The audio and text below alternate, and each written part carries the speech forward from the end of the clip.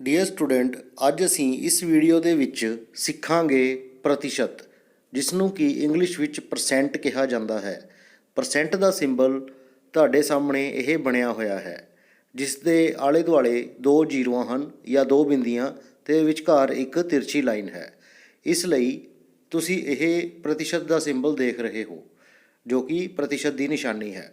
ਹੁਣ ਤੁਹਾਨੂੰ ਪਤਾ ਲੱਗੇਗਾ ਕਿ ਪ੍ਰਤੀਸ਼ਤ ਕੀ ਹੁੰਦਾ ਹੈ, ਇਹ ਕਿਸ ਦੇ ਬਰਾਬਰ ਹੁੰਦਾ ਹੈ।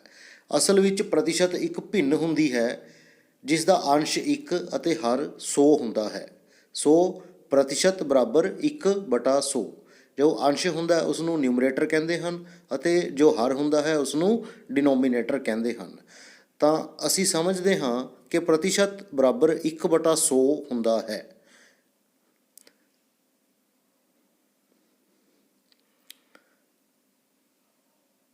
ਇਸ ਪ੍ਰਤੀਸ਼ਤ ਨੂੰ ਹੁਣ ਮੈਂ ਇੱਕ ਉਦਾਹਰਣ ਦੇ ਕੇ ਸਮਝਾਵਾਂਗਾ। ਜਿਸ ਤਰ੍ਹਾਂ ਕਿ ਮੰਨ ਲਓ ਤੁਸੀਂ ਕੋਈ ਪੇਪਰ ਦਿੰਦੇ ਹੋ, ਜਿਸ ਦੇ ਵਿੱਚ ਜੋ ਕਿ 100 ਨੰਬਰ ਦਾ ਹੈ ਅਤੇ ਉਸ ਵਿੱਚੋਂ ਤੁਸੀਂ ਕਿੰਨੇ ਨੰਬਰ ਲੈਂਦੇ ਹੋ। ਮੰਨ ਲਓ 80 ਨੰਬਰ ਲੈ ਲੈਂਦੇ ਹੋ, ਤਾਂ ਤੁਸੀਂ ਕਿੰਨੇ ਪ੍ਰਤੀਸ਼ਤ ਅੰਕ ਪ੍ਰਾਪਤ ਕੀਤੇ ਹਨ। ਤਾਂ ਇਸ ਦਾ ਮਤਲਬ ਹੈ ਤੁਸੀਂ 80 ਅੰਕ ਪ੍ਰਾਪਤ ਕੀਤੇ ਨੇ। ਕਿੰਨਿਆਂ ਵਿੱਚੋਂ? 100 ਵਿੱਚੋਂ। ਤਾਂ 100 ਦੇ ਮਗਰ 80 ਜੇ ਤੁਹਾਡੇ ਨੰਬਰ ਆਉਂਦੇ ਹਨ ਤਾਂ ਇਹਨਾਂ ਨੂੰ 80% ਕਿਹਾ ਜਾਵੇਗਾ। ਠੀਕ ਹੈ ਵਿਦਿਆਰਥੀਓ, ਹੁਣ ਤੁਸੀਂ ਸਮਝ ਗਏ ਹੋਵੋਗੇ ਕਿ ਪ੍ਰਤੀ 100 ਦੇ ਪਿੱਛੇ ਜੋ ਚੀਜ਼ ਆਉਂਦੀ ਹੈ ਉਸ ਨੂੰ ਪ੍ਰਤੀਸ਼ਤ ਕਿਹਾ ਜਾਂਦਾ ਹੈ। ਤਾਂ ਪ੍ਰਤੀਸ਼ਤ ਤੋਂ ਭਾਵ ਹੈ ਪ੍ਰਤੀਸ਼ਤ। ਹਰ ਇੱਕ 100 ਦੇ ਪਿੱਛੇ ਕਿੰਨੇ ਤੁਸੀਂ ਅੰਕ ਪ੍ਰਾਪਤ ਕੀਤੇ, ਅਤੇ ਇਹਦਾ ਮਤਲਬ ਸੀ 1/100, ਯਾਨੀ ਭਿੰਨ, ਜਿਸ ਦਾ ਅੰਸ਼ 1 ਹੈ ਅਤੇ ਹਰ 100 ਹੈ।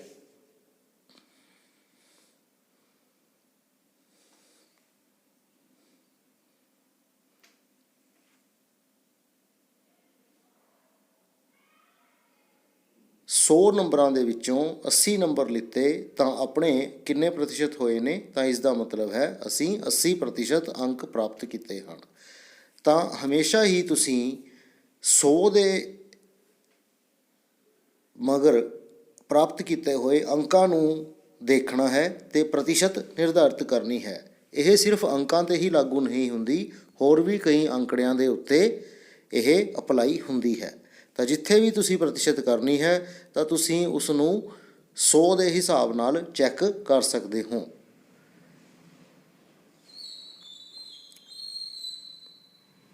ਨਾਓ ਹੁਣ ਤੁਸੀਂ ਦੇਖੋਗੇ ਕਿ ਅਸੀਂ ਇੱਕ ਦੂਜੀ, ਜੇਕਰ ਕੋਈ ਪੇਪਰ 200 ਨੰਬਰ ਦਾ ਹੋਵੇ ਅਤੇ ਉਸ ਦੇ ਵਿੱਚੋਂ ਤੁਹਾਨੂੰ 80 ਨੰਬਰ ਪ੍ਰਾਪਤ ਹੋਣ, ਤਾਂ ਹੁਣ ਤੁਸੀਂ ਕਿੰਨੇ ਪ੍ਰਤੀਸ਼ਤ ਅੰਕ ਪ੍ਰਾਪਤ ਕੀਤੇ ਹਨ? ਤਾਂ ਵਿਦਿਆਰਥੀਓ, ਅਸੀਂ ਇਸ ਦੇ ਵਿੱਚ ਜੋ ਸਾਡਾ ਕੁੱਲ ਮਾਰਕਸ ਹੈ, ਜੋ ਕੁੱਲ ਨੰਬਰ ਹੈ, ਜਿੰਨੇ ਨੰਬਰ ਦਾ ਪੇਪਰ ਹੈ ਉਹ ਹੈ 200। ਅਸੀਂ ਇਸ ਨੂੰ 100 ਦੇ ਹਿੱਸਿਆਂ ਵਿੱਚ ਵੰਡ ਸਕਦੇ ਹਾਂ। ਤੁਸੀਂ ਦੇਖੋਗੇ ਕਿ ਜੇਕਰ ਤੁਸੀਂ 200 ਨੂੰ 100 ਦੇ ਹਿੱਸਿਆਂ ਵਿੱਚ ਵੰਡੋਗੇ ਤਾਂ ਤੁਹਾਡੇ ਕੋਲ ਕਿੰਨੇ ਹਿੱਸੇ ਆਉਣਗੇ? ਤਾਂ ਆਰਾਮ ਨਾਲ ਤੁਸੀਂ ਦੇਖ ਸਕਦੇ ਹੋ ਅਤੇ 200 ਕਿਹਦੇ ਬਰਾਬਰ ਹੁੰਦਾ ਹੈ? 100 + 100।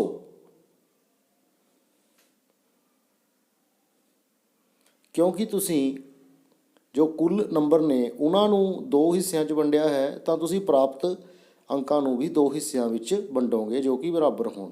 ਤਾਂ 80 ਦੇ ਅਸੀਂ 2 ਹਿੱਸੇ ਕੀਤੇ ਨੇ, 40-40। ਤਾਂ ਤੁਸੀਂ ਦੇਖੋਗੇ ਜੋ 200 ਮਾਰਕਸ ਨੰਬਰ ਸੀ, ਕੁੱਲ ਅੰਕ, ਅਤੇ ਪ੍ਰਾਪਤ ਅੰਕ ਸੀ 80। ਤਾਂ ਹੁਣ ਅਸੀਂ ਕਿੰਨੇ ਪ੍ਰਤੀਸ਼ਤ ਅੰਕ ਪ੍ਰਾਪਤ ਕੀਤੇ ਹਨ? ਮੇਰੀ ਲਿਖਤ ਦੇ ਅਨੁਸਾਰ 200 ਦੇ 2 ਹਿੱਸੇ ਨੇ, 100 ਅਤੇ 100, ਅਤੇ 80 ਦੇ 2 ਹਿੱਸੇ ਨੇ, 40 ਅਤੇ 40। ਤਾਂ 80 ਜੋ ਕਿ ਮੇਰੇ ਪ੍ਰਾਪਤ ਅੰਕ ਨੇ, 40 ਅਤੇ 40 2 ਹਿੱਸਿਆਂ ਵਿੱਚ ਵੰਡੇ ਗਏ ਹਨ। ਤੁਸੀਂ ਉਰੇ ਦੇਖੋਗੇ ਕਿ 100 ਦੇ ਨਾਲ ਕਿੰਨੇ ਨੰਬਰ ਆ ਰਹੇ ਨੇ? 40। ਅਤੇ ਅਗਲੇ ਪ੍ਰਬੰਧ ਵਿੱਚ ਵੀ 100 ਦੇ ਨਾਲ 40 ਨੰਬਰ ਆ ਰਹੇ ਨੇ। ਤਾਂ ਤੁਸੀਂ ਆਹ ਦੇਖੋਗੇ ਕਿ ਹਰ ਇੱਕ 100 ਦੇ ਮਗਰ ਤੁਹਾਨੂੰ 40 ਨੰਬਰ ਪ੍ਰਾਪਤ ਹੋ ਰਹੇ ਹਨ। ਤਾਂ ਆਪਾਂ ਇਸ ਗੱਲ ਨੂੰ ਦੇਖਦੇ ਹੋਏ ਸਿੱਧਾ ਹੀ ਆਖ ਸਕਦੇ ਹਾਂ ਕਿ ਸਾਨੂੰ ਕਿੰਨੇ ਪ੍ਰਤੀਸ਼ਤ ਅੰਕ ਪ੍ਰਾਪਤ ਹੋਏ, ਕਿਉਂਕਿ ਪ੍ਰਤੀਸ਼ਤ ਜੋ ਹੁੰਦੀ ਹੈ 100 ਤੇ ਨਿਰਧਾਰਿਤ ਹੁੰਦੀ ਹੈ। 100 ਦੇ ਮਗਰ ਸਾਨੂੰ ਕਿੰਨੇ ਨੰਬਰ ਮਿਲ ਰਹੇ ਨੇ 40, ਇਸ ਕਰਕੇ ਸਾਨੂੰ 40% ਨੰਬਰ ਪ੍ਰਾਪਤ ਹੋ ਰਹੇ ਹਨ। ਠੀਕ ਹੈ ਵਿਦਿਆਰਥੀਓ, ਜੇਕਰ ਤੁਸੀਂ ਇਸ ਗੱਲ ਨੂੰ ਸਮਝ ਗਏ ਹੋ ਤੇ ਤੁਹਾਨੂੰ ਇਹ ਵੀਡੀਓ ਸਮਝ ਆ ਰਹੀ ਹੈ ਤਾਂ ਤੁਸੀਂ ਚੈਨਲ ਨੂੰ ਸਬਸਕ੍ਰਾਈਬ ਕਰੋ ਅਤੇ ਵੱਧ ਤੋਂ ਵੱਧ ਸ਼ੇਅਰ ਕਰੋ। ਲਓ ਵਿਦਿਆਰਥੀਓ, ਹੁਣ ਅਸੀਂ ਤੀਜੀ ਉਦਾਹਰਨ ਲੈਂਦੇ ਹਾਂ। ਜੇਕਰ ਆਪਣਾ ਪੇਪਰ 400 ਨੰਬਰ ਦਾ ਹੈ, ਕੁੱਲ ਨੰਬਰ 400 ਨੇ ਤੇ ਉਸ ਦੇ ਵਿੱਚੋਂ ਸਾਨੂੰ 80 ਪ੍ਰਾਪਤ ਹੁੰਦੇ ਹਨ। ਕਿੰਨੇ? 80 ਨੰਬਰ। ਤਾਂ ਹੁਣ ਅਸੀਂ ਕਿੰਨੇ ਪ੍ਰਤੀਸ਼ਤ ਅੰਕ ਪ੍ਰਾਪਤ ਕੀਤੇ? ਕਿਉਂਕਿ ਅਸੀਂ ਜਾਣਦੇ ਹਾਂ ਕਿ 400 ਨੂੰ 4 ਬਰਾਬਰ ਹਿੱਸਿਆਂ ਦੇ ਵਿੱਚ ਵੰਡਿਆ ਜਾ ਸਕਦਾ ਹੈ, ਜਿੱਥੇ ਹਰ ਇੱਕ ਹਿੱਸਾ 100 ਹੁੰਦਾ ਹੈ। ਤਾਂ 400 ਬਰਾਬਰ 100 ਜਮ੍ਹਾਂ 100 ਜਮ੍ਹਾਂ 100 ਜਮ੍ਹਾਂ 100 ਜਮ੍ਹਾਂ 100। ਤਾਂ ਇਸੇ ਤਰ੍ਹਾਂ ਹੀ ਅਸੀਂ 80 ਦੇ ਵੀ ਕਿੰਨੇ ਹਿੱਸੇ ਕਰਾਂਗੇ ਜਿੰਨੇ ਅਸੀਂ 400 ਦੇ ਕੀਤੇ ਹਨ। 80 ਦੇ ਵੀ 4 ਹਿੱਸੇ ਕਰਾਂਗੇ ਤਾਂ ਹਰ ਇੱਕ ਹਿੱਸਾ ਕਿੰਨੇ ਕਿੰਨੇ ਦਾ ਹੋਵੇਗਾ? ਤੁਸੀਂ ਸੋਚ ਕੇ ਦੇਖੋ। 20 20 20 ਤੇ 20 20 + 20 + 20 + 20 ਤਾਂ ਹੋ ਗਏ 80। ਤਾਂ ਹਰ ਇੱਕ 100 ਦੇ ਮਗਰ ਤੁਹਾਨੂੰ ਕਿੰਨੇ ਨੰਬਰ ਮਿਲ ਰਹੇ ਹਨ? 20।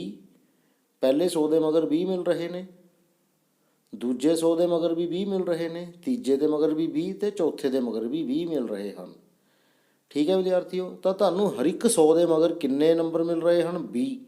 ਤਾਂ ਅਸੀਂ ਕੀ ਕਹਿ ਸਕਦੇ ਹਾਂ ਕਿ ਸਾਨੂੰ ਕਿੰਨੇ ਪ੍ਰਤੀਸ਼ਤ ਅੰਕ ਪ੍ਰਾਪਤ ਹੋਏ? ਅਸੀਂ ਬੜੀ ਆਸਾਨੀ ਨਾਲ ਕਹਿ ਸਕਦੇ ਹਾਂ ਕਿ ਸਾਨੂੰ 20% ਅੰਕ ਮਿਲੇ ਹਨ, ਕਿਉਂਕਿ ਪ੍ਰਤੀਸ਼ਤ ਜੋ ਹੁੰਦੀ ਹੈ 100 ਦੇ ਉੱਤੇ ਨਿਰਧਾਰਿਤ ਹੁੰਦੀ ਹੈ। ਦੇਖੋ 100 100 100 100 ਤੇ 20 80 ਦੇ 4 ਟੁਕੜੇ 20 20 20 20 ਤਾਂ 100 ਦੇ ਵੀ 4 ਟੁਕੜੇ ਨੇ ਜੋ ਕਿ ਕੁੱਲ ਬਣਾਉਂਦੇ ਨੇ 400 ਤੇ 80 ਦੇ ਵੀ 4 ਟੁਕੜੇ ਨੇ 20 20 20 ਕਰਕੇ ਜੋ ਕੁੱਲ ਬਣਾਉਂਦੇ ਨੇ 80। ਤਾਂ ਸਾਨੂੰ 100 ਦੇ ਮਗਰ 20 ਅੰਕ ਪ੍ਰਾਪਤ ਹੋ ਰਹੇ ਹਨ। ਤਾਂ ਅਸੀਂ ਸਾਫ਼ ਤੌਰ 'ਤੇ ਲਿਖ ਸਕਦੇ ਹਾਂ 20% ਅੰਕ ਅਸੀਂ ਇਸ ਪੇਪਰ ਵਿੱਚੋਂ ਪ੍ਰਾਪਤ ਕੀਤੇ ਹਨ। ਤਾਂ ਇਹਨਾਂ 3 ਵੱਖ-ਵੱਖ ਉਦਾਹਰਨਾਂ ਦੇ ਨਾਲ ਅਸੀਂ ਦੇਖਿਆ ਕਿ ਪ੍ਰਤੀਸ਼ਤ ਕਿਵੇਂ ਨਿਰਧਾਰਿਤ ਕੀਤੀ ਜਾਂਦੀ ਹੈ ਤੇ ਕੀ ਮਤਲਬ ਹੁੰਦਾ ਹੈ ਪ੍ਰਤੀਸ਼ਤ ਦਾ। ਹੁਣ ਤੁਸੀਂ ਪੂਰੀ ਪਿਕਚਰ ਵਿੱਚ ਦੇਖ ਸਕਦੇ ਹੋ। ਪ੍ਰਤੀਸ਼ਤ ਇੱਕ ਭਿੰਨ ਦੇ ਬਰਾਬਰ ਹੈ, ਉਸ ਦਾ ਨਿਸ਼ਾਨ ਇਹ ਦਿੱਤਾ ਹੋਇਆ ਹੈ। ਉਸ ਭਿੰਨ ਦੇ ਵਿੱਚ ਅੰਸ਼ ਜੋ ਹੈ ਉੱਪਰ ਵਾਲਾ ਹਿੱਸਾ ਉਹ 1 ਹੁੰਦਾ ਹੈ ਤੇ ਹਰ ਜੋ ਕਿ ਥੱਲੇ ਵਾਲਾ ਹਿੱਸਾ ਉਹ 100 ਹੁੰਦਾ ਹੈ। ਤਾਂ ਜਿੱਥੇ ਵੀ ਤੁਹਾਨੂੰ ਇਹੀ ਜਿਹੀ ਨਿਸ਼ਾਨ ਦਿਖੂਗਾ ਤਾਂ ਉਸ ਦੀ ਥਾਂ 'ਤੇ ਤੁਸੀਂ ਭਿੰਨ ਭਰ ਸਕਦੇ ਹੋ, ਅਤੇ ਜੇ ਤੁਹਾਨੂੰ ਭਿੰਨ 1/100 ਦਿਖੇਗੀ ਤਾਂ ਤੁਸੀਂ ਉਸ ਦੀ ਥਾਂ ਦੇ ਉੱਤੇ ਪ੍ਰਤੀਸ਼ਤ ਵੀ ਭਰ ਸਕਦੇ ਹੋ। ਆਹ 3 ਉਦਾਹਰਨਾਂ ਜਿੱਥੇ ਕਿ ਵੱਧੋ ਵੱਧ ਨੰਬਰ 100 ਸੀ, 200 ਸੀ ਤੇ 400 ਸਨ, ਉੱਥੇ ਤੁਸੀਂ ਜੇਕਰ 80 80 80 ਅੰਕ ਕ੍ਰਮਵਾਰ ਪ੍ਰਾਪਤ ਕਰਦੇ ਹੋ ਤਾਂ ਤੁਸੀਂ ਕਿੰਨੇ ਪ੍ਰਤੀਸ਼ਤ ਅੰਕ ਪ੍ਰਾਪਤ ਕਰਦੇ ਹੋ? ਪਹਿਲੇ ਕੇਸ ਦੇ ਵਿੱਚ 80%, ਦੂਜੇ ਕੇਸ ਦੇ ਵਿੱਚ 40% ਅਤੇ ਤੀਜੇ ਕੇਸ ਦੇ ਵਿੱਚ 20% ਅੰਕ ਪ੍ਰਾਪਤ ਕਰਦੇ ਹੋ। ਤਾਂ ਸਟੂਡੈਂਟ, ਜੇਕਰ ਤੁਸੀਂ ਇਸ ਵੀਡੀਓ ਨੂੰ ਸਮਝੇ ਹੋ ਤਾਂ ਇਸ ਚੈਨਲ ਨੂੰ ਸਬਸਕ੍ਰਾਈਬ ਕਰੋ ਅਤੇ ਵੱਧ ਤੋਂ ਵੱਧ ਸ਼ੇਅਰ ਕਰੋ।